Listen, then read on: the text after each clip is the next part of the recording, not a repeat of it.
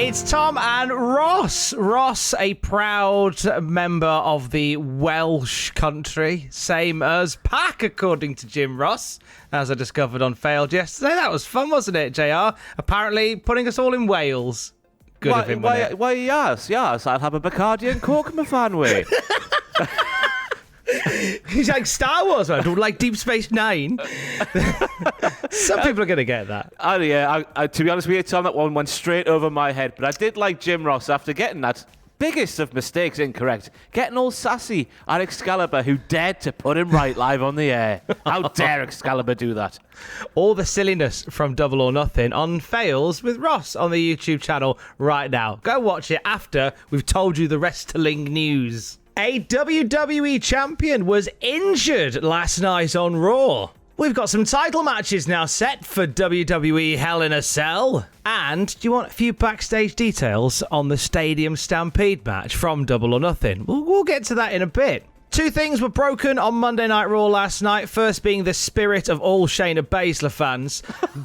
The second being the nose of a prominent WWE champion. What's the story, Ross? If anything, Tom, the story is do not go to the gym because you'll end up not knowing your own strength, because that's exactly what has happened to one Humberto Carrillo, who delivered a stiff forearm right to the schnog of Sheamus, and it's smashed. Not quite to the devastation that we saw with John Cena and Seth Rollins a few years ago. Sheamus' nose isn't completely in his cheek, but still, it's a mighty big break. There was blood everywhere, and I'm not looking forward for Sheamus' sake when he has to have it cracked back straight again, because have you ever seen that done before? I've never seen it done, but I've heard the noises that emanate from it when it happens. Oh, goodness. Has that happened to you? Have you had to have your schnoz realigned? I had a friend who got, about 10 years ago, got absolutely just smashed in the face on a night out, and he had to, it went over like John Cena, and I was sort of there when he got it corrected, and they just put their fingers on and push hard. That's all that happens, Tom. You just have to grin and bear it. So all the best to Sheamus and Sheamus' nose from here on out. There may be a picture beneath us, depending on whether the YouTube algorithm lets us do it, of Sheamus from his Instagram post moment, and he looks like he's been through a war with Carrillo. That's the new Humberto Carrillo. I tell you, you go to the gym, you grow yourself some stubble, and then you start breaking faces. You know what? We had this past week with Sheamus' nose being busted. We had a few weeks ago, like Carrillo possibly injuring himself, them having to throw the match out. Maybe, here's a wild idea, let's stop having Sheamus and Carrillo matches for a bit, because I think they're going to kill each other. I was saying this on the podcast last week, though. I felt like I've seen Sheamus versus Humberto Carrillo about 1 million times on Monday Night Raw, but it turns out not last night, but last week was the second televised match they've had together. Just the second. And these are all straightforward matches. Imagine them in a gimmick match. Someone's getting hurt badly. Maybe Hell in a Cell. Is that a segue? Oh, it might have been the spiciest of segues to Heck in a Sec. 2021 around the corner. We have 2 title matches confirmed for the pay-per-view. We can reveal the Raw Women's Championship on the line. Charlotte Flair will challenge Rhea Ripley. Ross, I'm very nervous about this. Very nervous for Rhea Ripley. I'm okay if Rhea Ripley loses this one. Because that in the back of my mind, and why should we ever doubt WWE for not doing the right thing in the long run? Just hopefully at SummerSlam with the crowd back. I think the crowd's back for SummerSlam, isn't it? It should be. Yeah. I'll be back. Yeah, this pay-per-view, the Hell in a Cell, Heck in a Sec, is the last Thunderdome pay-per-view. Emotional. Leave the memories alone, eh? Leave the memories alone. But hopefully, with the crowd back, maybe Rhea Ripley loses at Hell in a Cell and then gets her win back at SummerSlam and a big Poppington. Now that she is she a babyface? I think she's a babyface, isn't she now? Kind of, maybe. I believe if you go to the Thunderdome, you're told to do this rather than this. So I think that means she is a babyface. Because there was that weird period of time where she was a heel no matter what the weather was, even though everyone was just wanting to cheer her because she's Rhea Ripley and we all like her.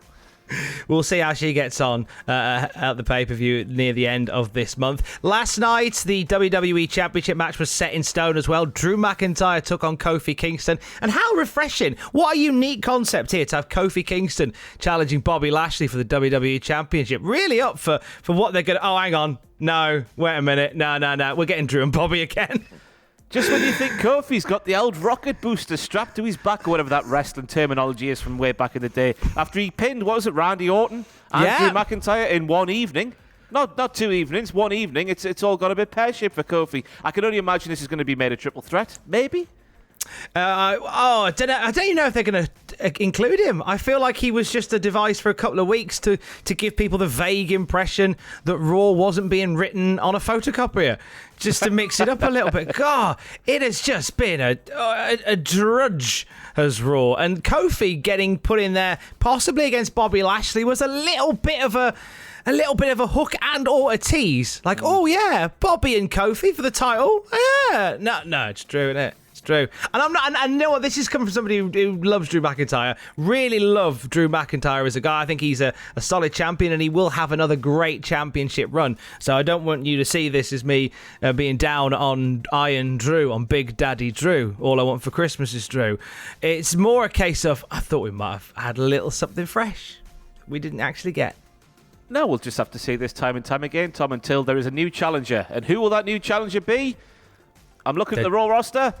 I've got no idea. Humberto Carrillo. He's just going to injure everybody until he gets what he wants, which is a shot at the championship. A new challenger arrived at AEW Double or Nothing in the form of former WWE star and WWE Hall of Famer Mark Henry, rocking up, being announced as the new color analyst for the show AEW Rampage. And in the media scrum after the pay-per-view, Tony Khan talked about, how he came to acquire the world's strongest man for AEW, didn't he, Ross? He did. He said, Mark Henry, hero. Mark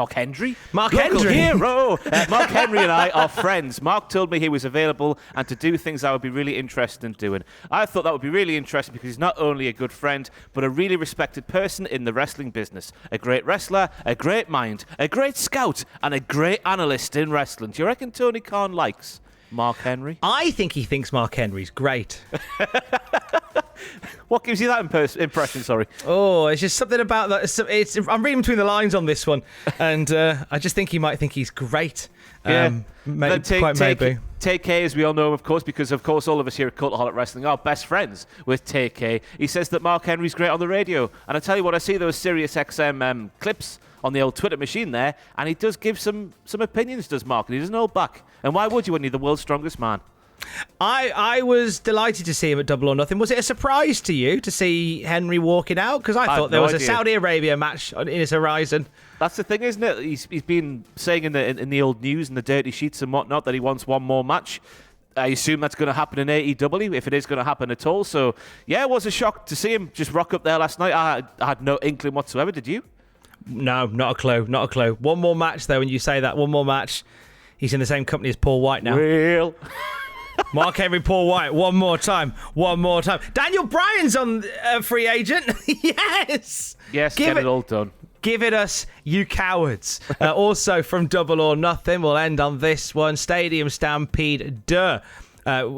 Was it an interesting choice to end the pay-per-view? The more I've pontificated on it, I realise, it was probably the best way to end the pay-per-view. We first pay-per-view back with fans, you want them all singing Judas, don't you? So I'm all right with it.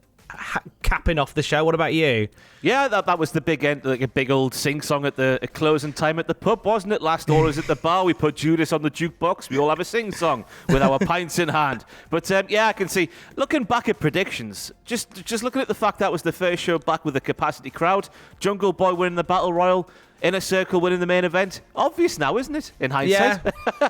It really, really is. It really, really is. Anybody who's got, basically, for the next couple of months, anybody that's got catchy theme tunes are going to win at matches. Orange Cassidy will never win again. Oh, bless him. On the subject of the Stadium Stampede, Chris Jericho in the media scrum after Double or Nothing talked about some of the bits in how that match came together. He said, we brought in one of the stunt coordinators from the John Wick movie to help with some of the fight scenes. I like them leaning into stunt coordinators to bring these cinematic wrestling matches together. He goes on to say they help with some of the fight scenes to make them a little bit more like an action movie. We think like wrestlers, and he thinks like a cinematic fight scene guy. I'm thinking now that bit where Sammy Guevara backflips off the wall might have been something from John Wick, man. Do you reckon? I also think that little scene with Sean Spears sat in a room looked like he was just about to kick off a Broadway number. Was coming straight from a John Wick thing. That was amazing. I thought he was going like you. I thought he was going to bust out Chicago. Sad it didn't happen. Jericho says the craziest part was actually propelling down the scoreboard. Pretty scary. Once we took that little leap off the edge, it was super exhilarating. You'd be hard-pressed to find any other 5 guys in wrestling to do that. Well, I'm sure if you asked wrestlers to do that, they probably would. Fightful Select give us a few more details on the Stadium Stampede. The match was apparently filmed on Thursday and Friday, so a lot of that was in the can nice and early. You couldn't tell. It was very... Obviously, a lot of it was backstage, but it was nice and seamless, I thought. Also, lots of love for it backstage. Reception was very positive. The integration of live elements was well received as well. Dude, where do you see this in terms of up against Stadium Stampede 1? Superior or inferior? I would say very much inferior, but that is no slight on Stadium Stampede 2 because Stadium Stampede 1 was very, very, very, very, very good, I thought. It was, it's always a difficult sort of second album kind of situation where you take a match that was so well received last year and try and do the same thing again. It was still fun. I just didn't think it was as good as last year. But again, that's no sort of slight on the match whatsoever. What do you reckon? I thought there were bits of it which were better. It certainly wasn't as bloated as the first one. It kind of left you feeling less gassy at the end of it. They kept it very streamlined, but there was just like something that didn't click as well as the first one did. I think because the first one was, I think it was all circumstance and situation. It was just, we were just getting into this weird new world that we had where everything was on fire. So it was quite a nice 40-odd minute escapism to watch people larking about on a football field. Coming out of it, they've rejigged it because they've now got to accept there's a live crowd there. But it was good. Like you say, it wasn't a slight on it. It was still good. I think it fell a little bit short of Stadium Stampede, though. But still good fun had by all, I do believe. More news in a minute. Stay safe. Love you. Bye.